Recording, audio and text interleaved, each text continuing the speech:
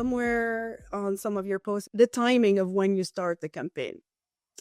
And I think that you had suggested to have a longer, almost like a year-round kind of campaigns going in order to feed exactly what you're just talking about here. Can you talk to a little bit more about that and what's your recommendation? That is the way that B2B marketers especially have to move towards, is some form of always on. We all have this mental availability or attention deficit or whatever it is in terms of the amount of advertising messages that we're actually fed in a day.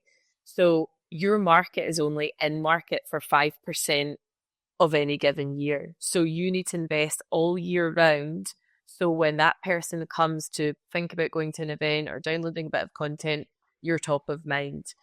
The other part of always on is building data. So we know cookies are eventually going away and we need to find other ways to advertise. So the way that we do that is first party data and email, and we can only get that through content, and people are only paying attention to the content when the event isn't actually on, which is why you need to invest year round. So you're not spending the same as when we're doing an attendee acquisition campaign or an exhibitor campaign, but you need to be investing in your content year round. So there's no question that they're going to the event by the time the event rolls around.